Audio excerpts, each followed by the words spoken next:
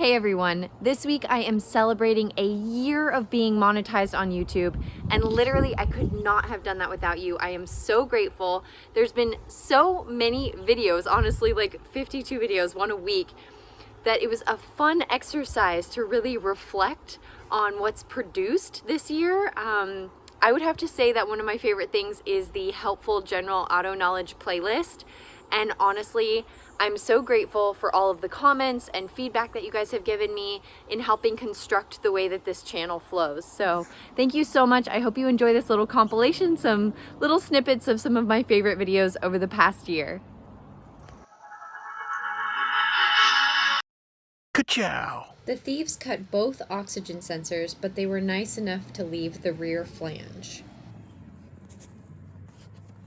This is what the catalytic converter looks like before and after the cat shield. I've had my K7 since 2009, and she gets an oil change once a year or every 3,000 miles.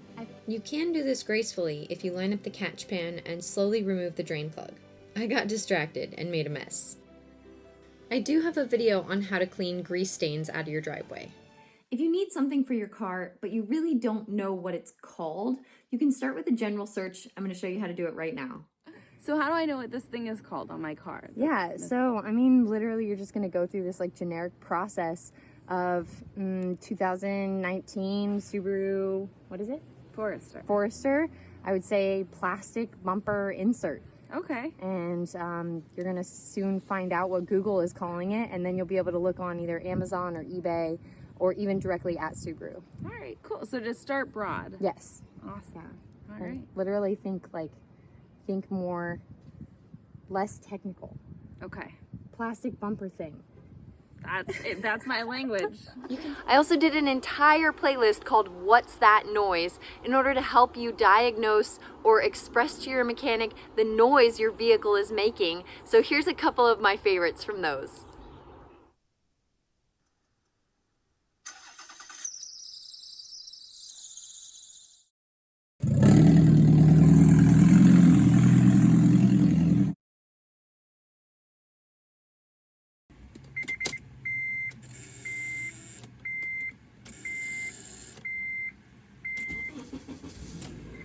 This buzzing noise is actually caused by the electrical ignition starter switch, which is beginning to fail. So as it doesn't make that contact, it's starting to buzz, but every couple times it does make a clean contact and then the car starts.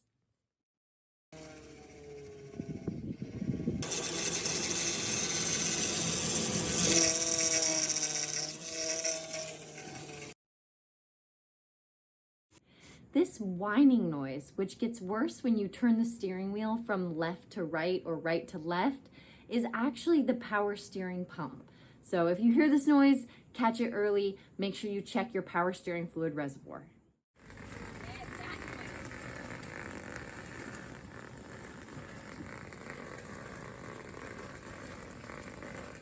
These two noises are noises that your car would make if your tire has gone flat. These noises are important to recognize because if it's a rear tire that's gone flat, a lot of times you won't even feel it while driving. So you want to be able to recognize it with your ear.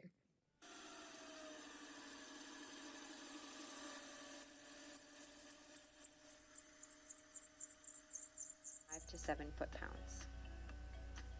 Put the crank pulley back on. It can only go on one way because it has to line up with the woodruff key. Put fresh oil on the crankshaft pulley bolt threads. You will need the proper crankshaft pulley bolt holder. I'll put a link in the description.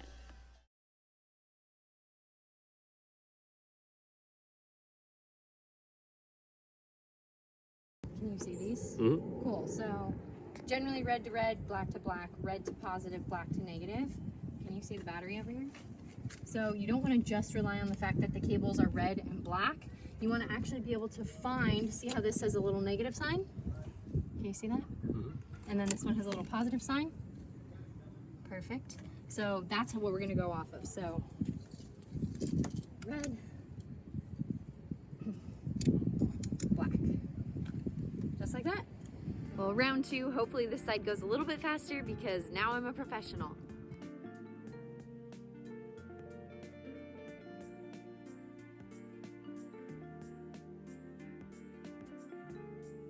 The only difference to note on the driver's side was that the underneath of the seat, there was actually less places to put the hooks for the elastics.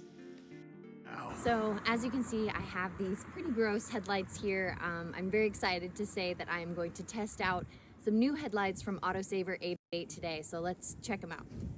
This lovely 8th gen hybrid Civic has a 1.3 liter motor with 8 spark plugs. I'm going to show you how to test both a car and an SUV. The concept is the same for most vehicles. I'm 147 pounds, so it was easier to find leverage to test the struts by opening the door and bouncing on the door sill. Watch how the front struts continue to bounce. These are bad.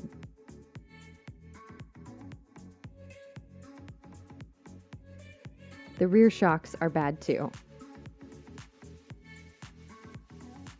After replacing them, watch how the body bounces and returns immediately. It is important to know why your check engine light is on, because if it's something as easy as tightening your gas cap, that's something that you could do and you wouldn't have to pay anybody to fix it. So there is a free way to have that code checked, or codes, which they call DTCs, which stands for Diagnostic Trouble Codes. And you can go to usually any auto parts store and they will check those codes for you for free. Okay, so you're just gonna get the butt as close as you can. And get down here. And I like to put my feet kind of this far apart. And then you're gonna use your toes. So I'm literally not using my hands at all, and I'm gonna use my hands for direction, okay? So this way, I can actually see in order to be able to line up one of these bolts. Now this one, we're gonna hope, just goes in the first try. Check that out, first try. And then I'm gonna find one across from it for the star pattern. I'm gonna line those two up, and then I'm gonna put my weight kind of against the edge here in order to be able to continue spinning these in. And that's it. So I'm a couple blocks from home and it's super hot. We have the AC blasting and I'm just gonna turn the AC off and run some fresh air through. And that way it prevents that mildewy smell, because you're actually running fresh air across the evaporator so that the fluid doesn't have a chance to, or the moisture doesn't have a chance to really sit there. Alrighty. Well, this dum-dum broke. So I ordered an Amazon replacement, and I'll put the link in the description.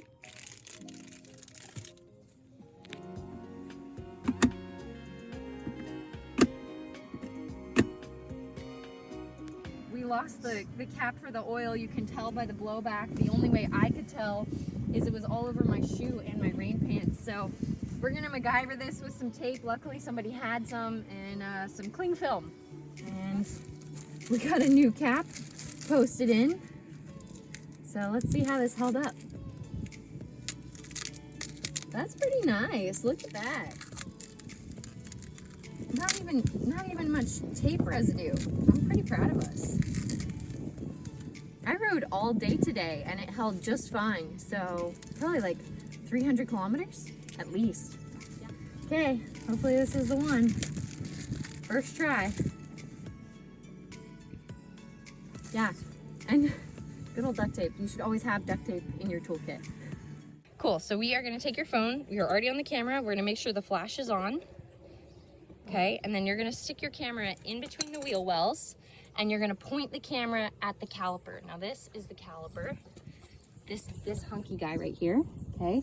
So just like that, and make sure the flash is on and take a picture. Yep, now let's see what we produced. Hell yeah, so you see this little section right here? Oops, can we go back to that? So that little section right there is the meat. So you didn't even have to take your wheel off to check your brake pad life.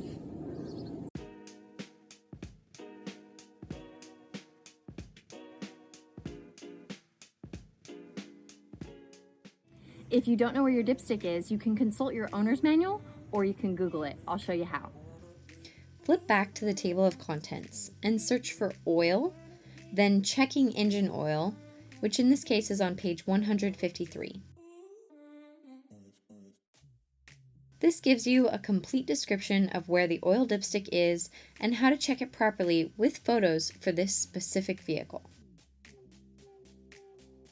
If you don't have your owner's manual, you can Google, "Where is my oil dipstick?" for your specific vehicle. Then look at Google images of your engine bay. Generally, the dipstick has an orange or yellow color handle and will often say the words "engine oil" on it. Again, to check the oil level, pull the dipstick, wipe it clean, put it all the way back in until it clicks, then pull it out and check the level. In this case, it should be in between the two dots, and it is.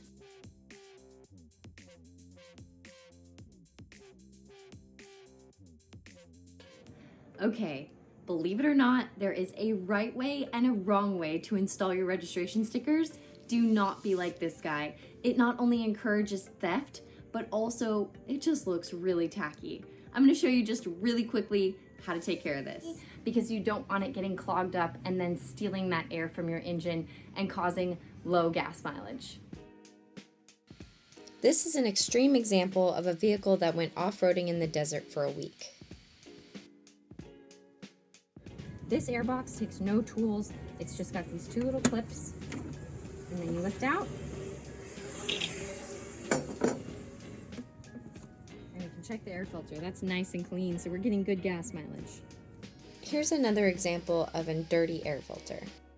If you do need to change your air filter, you should be able to go to any auto parts store, give them the year, make, and model of your vehicle, and they should be able to sell you the part. It's usually around $20.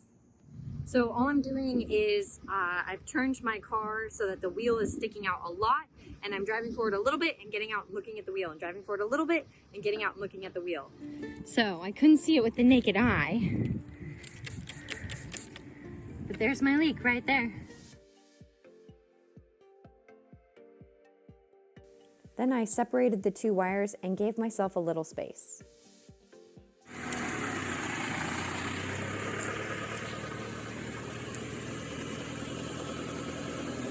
Hell yeah, that's gonna work great. Again, thank you all so much for being a part of this channel, for commenting, for liking, subscribing, for giving me all of these helpful hints on what you actually need in order for us to be successful together. I look forward to the next year together.